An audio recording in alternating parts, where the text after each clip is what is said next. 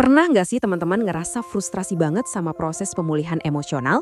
Rasanya udah maju selangkah, tahu-tahu kayak balik lagi ke awal. Yuk kita coba bedah bareng-bareng kenapa proses penyembuhan itu rasanya naik turun. Dan apa sih sebenarnya kebijaksanaan di balik cara kerja tubuh kita? Pasti kita semua pernah ngerasain ini kan? Pas kita lagi dalam perjalanan penyembuhan, rasanya tuh pengen banget semua rasa sakit, semua beban hilang gitu aja sekaligus. Kita pengen cepet-cepet lega, pengen cepet-cepet balik normal lagi. Nah, ini nih pertanyaan besarnya. Kenapa sih kok rasanya ada hari yang enak, terus besoknya nggak enak? Kenapa emosi yang rasanya udah lewat, tiba-tiba bisa muncul lagi? Oke, di beberapa menit ke depan, kita bakal coba bongkar misteri di balik perasaan maju mundur yang seringkali bikin bingung ini. Oke, untuk bisa ngerti ini, hal pertama yang harus kita lakuin adalah ubah cara pandang kita.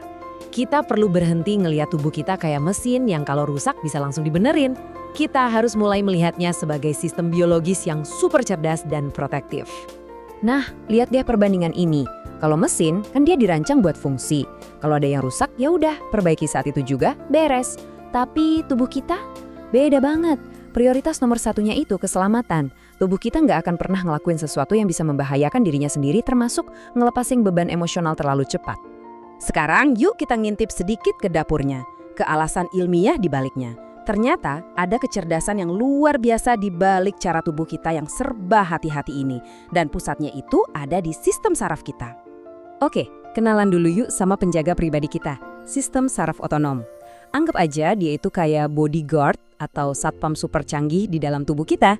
Misinya cuma satu, melindungi kita dari bahaya, baik itu bahaya fisik maupun emosional. Jadi gini, pas kita ngalamin sesuatu yang rasanya tuh berat banget, yang nggak sanggup kita proses saat itu juga, entah itu stres, tekanan, atau trauma, sistem saraf kita ini pinter banget. Daripada ngebiarin kita overwhelmed, dia dengan cerdas nahan dulu sebagian beban emosional itu.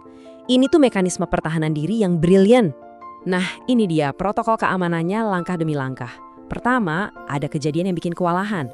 Kedua, sistem saraf kita langsung melindungi dengan cara menahan beban itu. Ketiga, seiring waktu saat kapasitas kita buat ngerasa aman mulai meningkat, barulah yang keempat terjadi. Beban itu dilepaskan, tapi pelan-pelan, sedikit demi sedikit. Dan ini kuncinya teman-teman, tubuh kita tuh pintar. Dia nggak akan ngelepasin beban lebih dari yang sanggup kita tangani.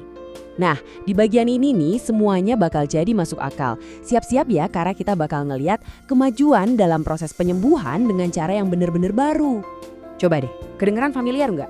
Hari ini rasanya adem, tenang. Besok, entah dari mana, emosi lama muncul lagi. Lusa, balik stabil lagi. Rasanya relate banget kan? Ini tuh bukan berarti kamu gagal loh. Justru ini tuh sebuah pola, ada artinya. Coba kita bandingin deh cara pandang lama sama pemahaman yang baru. Dulu kalau emosi lama muncul lagi, kita langsung mikir, ya mundur lagi deh, gagal nih. Tapi pemahaman barunya itu justru tanda kemajuan. Itu bukan berarti kamu gagal, tapi artinya tubuhmu lagi bekerja. Kamu nggak mundur, justru kebaliknya. Itu artinya sistem saraf kamu akhirnya ngerasa cukup aman buat mulai bongkar muatan emosi yang selama ini disimpan. Ini dia teman-teman, kalimat saktinya, tolong diingat baik-baik. Ini bukan kemunduran, ini adalah tanda bahwa sistem saraf sedang bekerja. Jadi tiap kali emosi lama itu datang lagi, coba deh ingat-ingat kalimat ini. Ini bukti kalau tubuhmu lagi melakukan tugasnya dengan sangat-sangat baik. Ini emang kedengarannya agak aneh ya, kayak paradoks gitu. Tapi ini beneran loh. Semakin kamu stabil, semakin kamu ngerasa aman, tubuhmu justru makin berani buat ngeluarin lapisan emosi yang lebih dalam lagi untuk diproses. Jadi kadang-kadang ngerasa agak drop sesaat, itu justru pertanda kalau kita lagi membaik di level yang lebih dalam. Oke, jadi kesimpulannya apa nih dari semua ini? Apa yang bisa kita bawa pulang? Jawabannya adalah tentang mengubah cara kita melihat proses ini menjadi sebuah pola pikir yang jauh lebih memberdayakan. Ada satu metafora yang cantik banget buat ngegambarin ini. Namanya prinsip teknik embun. Coba bayangin deh, embun yang turun pelan-pelan di malam hari. Prosesnya kan hening, gak dipaksa, gak terasa. Tapi pas pagi datang, semuanya basah dan segar. Nah, penyembuhan tuh ya kayak gitu, lembut, bertahap, tapi hasilnya luar biasa kuat. Dan pada akhirnya, yang paling penting buat diingat itu ini. Penyembuhan itu bukan soal kecepatan, bukan lomba lari. Tapi ini soal seberapa aman tubuh kita merasa selama proses perubahan itu berlangsung. Tujuannya adalah keselamatan, bukan kecepatan. Jadi, pertanyaan terakhir dari saya buat kamu renungkan.